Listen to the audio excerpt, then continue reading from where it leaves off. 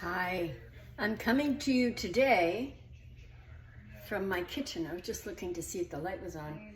And I'm making a beef and vegetable stir fry for dinner tonight, and thought I would bring you along and show you just how I do that.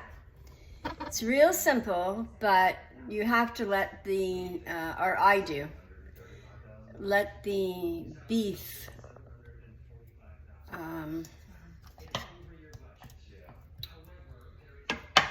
sit for maybe about an hour, simmer for about an hour. So I just turned the heat on, and what I've got here, so I'm not handling this with my fingers. This is some, I can't remember if I bought round or sirloin. It's not an expensive cut of meat. And I have it sliced up in slivers, and I put a little bit of onion in there, not much because I'm going to include onion with the vegetable portion. But I am going to season this with some pepper. And you can season it however you like. This is just how I do it. This is a recipe. Well, it's not even really a recipe, because I don't follow a recipe when I'm cooking. This is some garlic, salt, or pardon me, pepper. And I think today, just for a change, I'm going to add some smoked paprika. Why not? Well, I'm not adding anything from there. That's pretty much done. Here I have some more.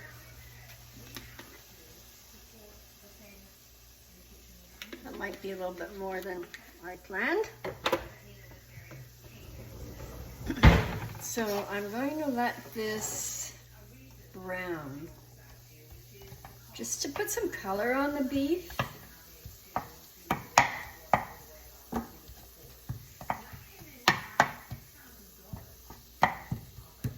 I'm going to let that brown for a couple of minutes, and then I will tell you what the next step is.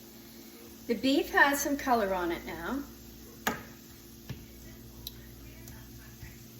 And what I'm going to do is add some Worcestershire sauce. You don't have to do any of this. You could just leave it like that and add some broth or some water to it. But we like to have a lot of flavor on it, and I just add, I don't know how much that is, that much.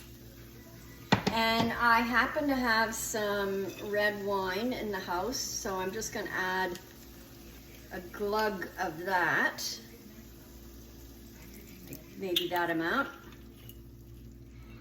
And then I'm going to cover the beef with broth. Now, if you don't have broth, you could always use water. You could use whatever, vegetable broth, bone broth, whatever you've got, you could use it. Now, I'm just going to let this come to a little, not really a boil, but I'm going to keep my eye on it and just keep it. Once it boils, I'm going to move it down so that it simmers, and then I'm going to come back with you to do the vegetables. And now I'm going to prepare the vegetables. I may or may not stir fry them now, and just, you know, I only add them into the beef pretty close to the time that we're planning to eat, and thicken the broth with some cornstarch, since I am gluten intolerant. All these vegetables are good for you though. And what I typically do is I start with the vegetables in a bowl. That will take the least amount of time to cook. and that's gonna go at the bottom of the bowl. Let me turn this down. I don't know if you can see that. Now, move this back a little bit. There we go. So, red onion. That doesn't take long to cook at all. Neither does zucchini. And I have been making this recipe for years and years. It's not really a recipe. It's whatever vegetables I have in the house is what I put in the stir fry. I used to add bean sprouts too at one time, but I haven't seen bean sprouts in ages. They just add a bit of crunch at the end. I made this when we lived in Canada, and we moved to the States in '96. So you can imagine however many years that is. And it's just as well liked today as it was back then. It's been a family favorite. The problem that I have is that I end up cooking too much. We're only two, and I always have leftovers. Well, I'm going to turn the stove down to a simmer here.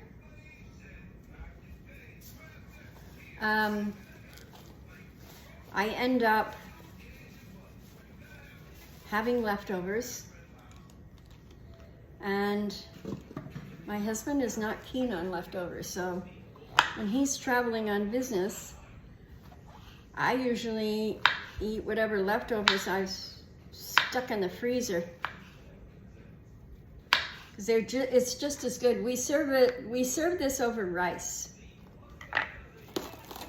and I guess you could serve it over pasta if you wanted. I think it would be good over like a flat pasta.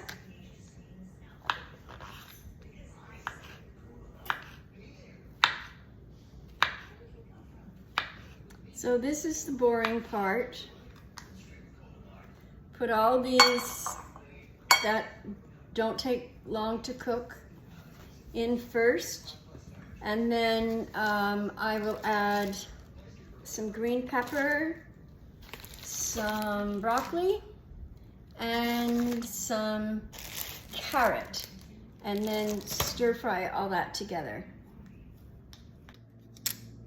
Next step is the veggies. So I have them all chopped up, and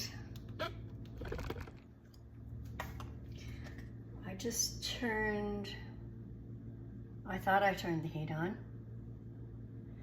This is the small burner, so let's turn that to a bit of medium. About that much oil. I don't measure, so.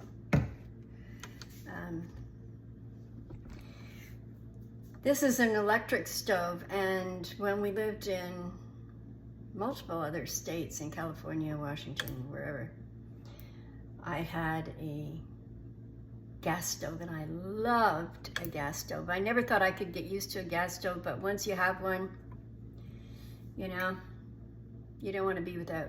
So every time I've had to switch over to an electric stove, it's almost like learning how to cook again, because of course it heats up differently, and when you turn the heat off, there's still heat there.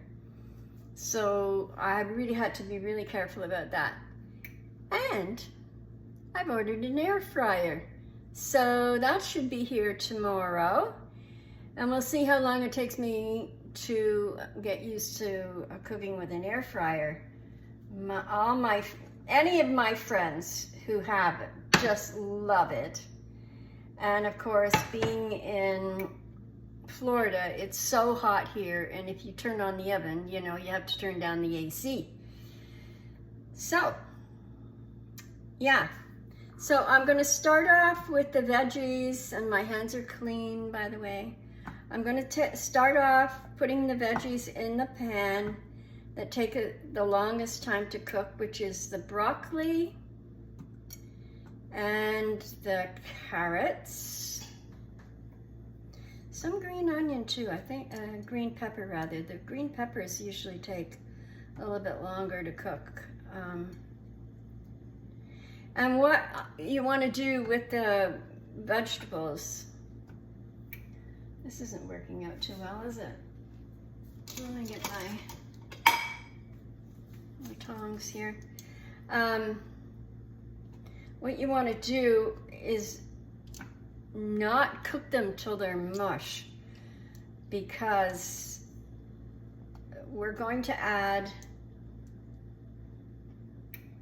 the cooked vegetables to the pan that has the beef simmering in it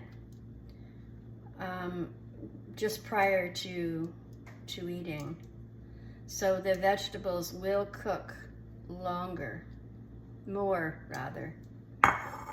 And you see what I mean? What was a simmer has disappeared, so I have to turn the heat up again. And yeah, so I'm gonna go ahead and continue stir frying these until they are al dente. They're just gonna be a little bit firm, and I'll just put the lid on and leave it on another burner. And when it's time to thicken the liquid in the beef, I'll come back and we can do that together. Here we go in the last step of the preparation of this meal. And I've taken some cornstarch here because I'm gluten-free. I'm gluten intolerant, so cornstarch works just as well. Maybe 1.5 maybe of these with some water. And turn this up so that it will come to a boil. And I will put this in, and it will thicken. So it will thicken the sauce, the liquid that's here. And if I find I don't have enough, well, I'll just add some more. And also, I have my rice ready to go. Half a cup of rice, 1 cup of water, or any kind of liquid. And let's get that going. Turn that on. And that's another thing. When I had a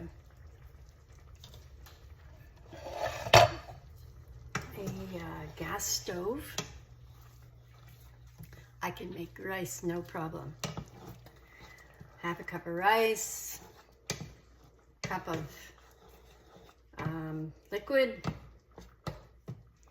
let that boil, turn it off. 20 minutes, half an hour later, rice was perfect.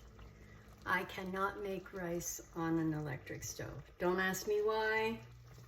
I have no idea, but it just doesn't work for me. So I got a rice cooker, solved that problem. And here I have all the vegetables that I stir fried. I'm going to add that to the meat. Stir this around. Oh no, can you see that? Let me move this out of the way.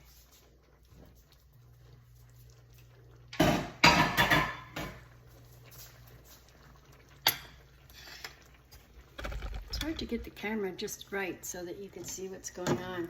The sauce is thickening, and I think I have just the right amount here, because I don't want to have too much sauce, and once this thickens up even more, it'll reduce a little bit.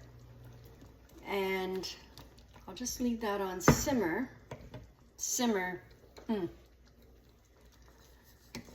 Hard to find a simmer for me on the electric stove, but you get the idea.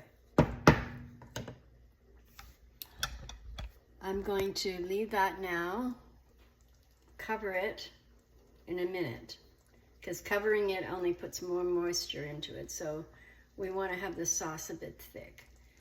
And let that simmer for a few minutes while the rice is cooking. The rice should take maybe 10 minutes or so, and then we'll be ready to eat, and we'll include a salad with this. And this is the final product. Stir-fry beef with veggies on rice with some salad. A very healthy meal.